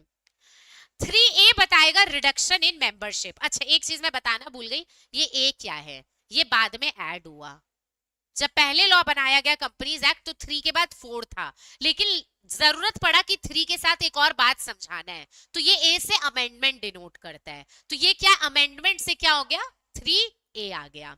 ये क्या बोलता है पता है, तुमको बोला अगर प्राइवेट कंपनी बनाना है मिनिमम 2 लोग होने चाहिए, पब्लिक बनाना है तो मिनिमम 7 और 1 पर्सन बनाना है तो 1। लेकिन तुम्हारा अगर कभी भी तुम कंपनी बनाए और ये मिनिमम नंबर कम हो गए, 2 की जगह 1 ही बचा, 7 की जगह 5 बचा, 4 बचा, मतलब मिनिमम नहीं है तुम्हारे पास, मिनिमम 2 या फिर 7 तो होना चाहिए, बट तुम्हारे पास ये मिनिमम नहीं है, मानो इतने ही है, क्या मिनिमम है, नहीं, कम से कम इतने तो होने ही चाहिए, ज्यादा चलेगा, मिनिमम का क्या मतलब होता है, इसके बिना नहीं चल पाएगा।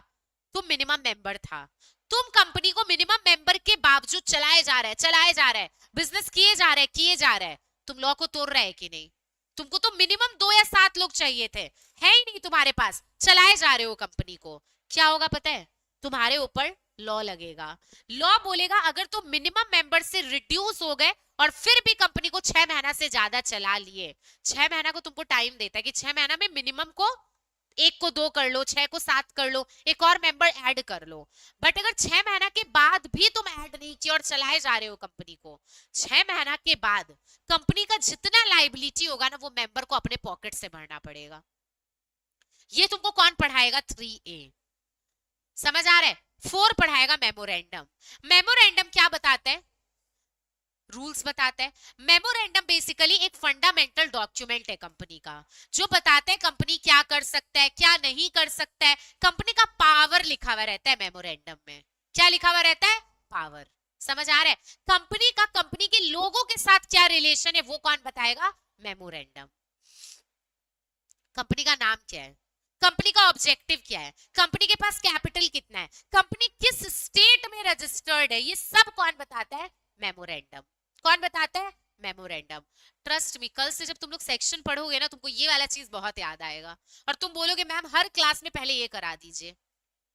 5 क्या बताएगा, आर्टिकल्स, ये भी कंपनी का एक डॉक्यूमेंट है लेकिन ये मेमोरेंडम के बाद है। आर्टिकल्स बताते हैं कि अगर कुछ करना है तो कैसे करना है, समझ आ रहा है। ये कौन बताएगा, आर्टिकल्स। इसका फुल फॉर्म होता है memorandum of association, articles of association. MOA, AOA, Tushar Kapoor है ना जिसमें वो डम्ब रहता है मूवी में, एक दो मूवी है ना ऐसा, क्या नाम है, गोलमाल, भर भर के मूवी देखती है, तो वो कुछ ऐसा ही बोलता है एमओए एओए, जो बोल नहीं पाता है प्रॉपरली। तो एमओए क्या हो गया, memorandum of association. Articles of association क्या हो गया तुम्हारा, एओए। क्या हो गया, एओए। समझ में आ रहा है। तो ये दोनों पढ़ेंगे हम लोग, 4 और 5 सेक्शन है। 6, एक्ट टू ओवरराइड एमओए या एओए। तुम कोई ऐसा काम किए जो एमओए के अगेंस्ट है, कोई काम तुम्हारे पावर में नहीं है बट फिर भी तुम कर दिए, तो तुम एमओए को क्या किए, तोड़े। तुम कोई ऐसा काम किए जो एओए परमिशन नहीं देता है फिर भी किए, वो पढ़ेंगे हम लोग 6 में। 3 में क्या है, फॉर्मेशन। 3A में क्या है, रिडक्शन इन मेंबरशिप। 4 में क्या है, एमओए। 5 में क्या है, एओए। 6 में एक्ट जो एमओए या एओए को ओवरराइड करेगा। ओवरराइड का मतलब है उसके ऊपर से होके जाएगा। 7 क्या है, इनकॉर्पोरेशन ऑफ कंपनी। कंपनी को बनाएंगे, कैसे बनाते हैं कंपनी को, कुछ डॉक्यूमेंट वगैरह देते हैं, कुछ डिक्लेरेशन वगैरह देते हैं। एक कंपनी का भगवान है जिसका नाम रजिस्ट्रार ऑफ कंपनीज है, आरओसी, उसी को ये सारा डॉक्यूमेंट देते हैं। एमसीए का बहुत इंपॉर्टेंट पार्ट है आरओसी, उसी को सब डॉक्यूमेंट दिए, उसको सब सही लगा, 14 दिन के अंदर तुम्हारी कंपनी को रजिस्टर कर दिया। अब तुम्हारी कंपनी लोगों के नजर में आ गई, तुमको एक सर्टिफिकेट दे दिया, बोला आज से तुम्हारा कंपनी रजिस्टर। ये कौन बताएगा, सेक्शन 7। सेक्शन 8 क्या बताएगा, company with charitable object, NGO वगैरह। ऐसी कंपनी जिसका ऑब्जेक्ट प्रॉफिट कमाना नहीं है, जिसका ऑब्जेक्ट क्या है, चैरिटी करना, वेलफेयर करना। ये प्रॉफिट नहीं कमाएगी, बहुत सारा काम है जो ये नहीं करेगी, और अगर ये गलत करेगी इसका लाइसेंस कैंसिल होगा, इसको बंद करने बोला जा सकता है, क्योंकि ये पब्लिक वेलफेयर के लिए है। Section 9, effect of registration. आज अगर तुम्हारा कंपनी रजिस्टर हो जाएगा तो क्या क्या कर सकता है, कंपनी के नाम पे हम असेट खरीद पाएंगे, प्रॉपर्टी ले पाएंगे, बेच पाएंगे, किसी और पे केस कर पाएंगे, अगर हम रजिस्टर है तो। रजिस्टर नहीं है तो हम ये सब नहीं कर सकते। ये पढ़ेंगे हम लोग 9 में। 10 में पढ़ेंगे कि जितने भी कॉन्ट्रैक्ट होंगे कंपनी के वो किसके नाम पे होंगे, राइटिंग में होंगे। कैसे होंगे, राइटिंग में। 10 के बाद मैं पढ़ाऊंगी 13 एंड 14। 4 और 5 याद है, एमओए एओए, 13 और 14 इसको अगर ऑल्टर करना है और इसको अगर ऑल्टर करना है। ऑल्टर मतलब मेरी कंपनी के एमओए में ये पावर नहीं लिखा है बट मेरे को अब करना है ये काम, तो ये पावर लिखवाना है, तो एमओए को क्या करना पड़ेगा, ऑल्टर। जैसे कपड़े ऑल्टर कराते हैं ना, वैसे एमओए को भी ऑल्टर कराएंगे। 13 14 में किसको ऑल्टर करेंगे, एओए को। तो सेक्शन 4 5 और 13 14 एमओए एओए से रिलेटेड है। समझ आ रहा है पक्का? बस कल हम लोग यहां तक कवर करेंगे, 3 से लेके 10 तक और फिर 13 एंड 14। इतना सारा सेक्शन मैं तुमको कल की क्लास में खत्म करवा दूंगी। अब बुक से एक बार देखते हैं। ये तुम्हारा रोड मैप है, यहां से फॉर्मेशन है सेक्शन नंबर 3। ये सब मैं कुछ कुछ फॉर्म नंबर वगैरह है वो भी बताऊंगी। 3A है, मेंबर क्या हो गया, 7 या 2 से कम हो गया, 6 महीना से ज्यादा बिजनेस चला लिए, तो 6 महीना के बाद जो भी लाइबिलिटी होगा उसके लिए लाइबल मेंबर लोग होगा, कंपनी लाइबल नहीं होगा। 7 में क्या है, बोलो ना, इनकॉर्पोरेशन। डॉक्यूमेंट वगैरह का नाम दिया हुआ है, सब किसको दे दिए, आरओसी को। कहा दे दिए, आरओसी को। आरओसी को सही लगा तो 14 दिन के अंदर तुमको रजिस्टर कर दिया। ये सारा चीज पढ़ेंगे, लेकिन अब तुमको ये डिटेल में पढ़ने में भी मजा आएगा बिकॉज यू हैव नॉलेज कि क्या हमें पढ़ना है इसके अंदर। समझ आ रहा है? 8 में क्या है, कंपनी जिसका ऑब्जेक्ट क्या है, चैरिटेबल। गलत काम करेगा तो क्या होगा, ये सब पढ़ेंगे। समझ आ रहा है? तो कल हम लोग 3 से 10 एंड 13 एंड 14 इतने सारे सेक्शंस खत्म करेंगे। तो कल का क्लास ऑब्वियसली बहुत बहुत इंपॉर्टेंट है। कल का क्लास आप लोग बिल्कुल भी मिस मत कीजिएगा। क्लियर है? आज आप लोग मेरे साथ सेक्शन, सब सेक्शन, क्लॉजेस वगैरह समझे। कल का हम लोग क्या किए, रिविजन किए। समझ में आ रहा है? और आज हम लोग ये भी समझे कि हमें चैप्टर 1 में क्या पढ़ना है। All done guys? और किसी का कोई डाउट है तो बताओ। कल मिलते हैं। 3 से लेके ऑलमोस्ट 14 तक हमारा कल खत्म हो जाएगा। 12 नहीं कराऊंगे, 11 और 12 नहीं, अदरवाइज पूरा 13 14 तक सारा सेक्शन कल कवर करवा देंगे। कल आप अपनी लॉ की एक अच्छी सी कॉपी लेके आइएगा, कल हम लोग हैंड रिटन नोट्स भी बनाएंगे। ओके, आज यहीं तक रखते हैं। Thank you guys, good day.